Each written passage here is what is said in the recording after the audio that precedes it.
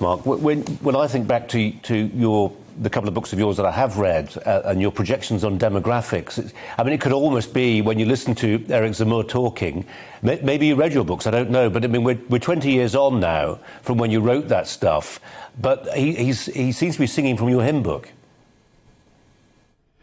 Well, he's trying to move the conversation. He's quite upfront about it. I saw The Spectator, I think it was today, they're complaining that he's very anti-Anglophone. He's anti-British and he's anti-American. Well, so what? That goes for all French politicians. I think it was a former foreign minister of Monsieur Chirac who said 20 years ago that the Anglo-Saxons are dedicated to the what he called the cretinization of our civilization.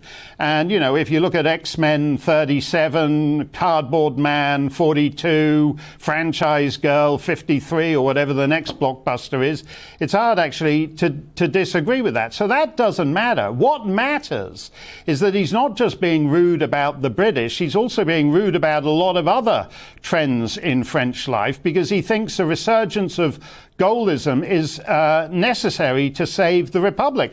And in that sense, he's talking more honestly than even many members of Parliament would at Westminster. If you look at the map of France after the last election, I think it was the European elections 2 years ago, whatever it was, essentially Macron voters are concentrated in a dozen big French cities. And geographically, the bulk of France in that election voted for Le Pen. They're telling the European political establishment, we're dissatisfied with the choices you present to us, and we want something more. That's what Republican voters said about Donald Trump in 2015. And the more they keep saying we'd like a wider and wider choice, the more the European political establishment, the American political establishment says, no. We're going to shrink the choices.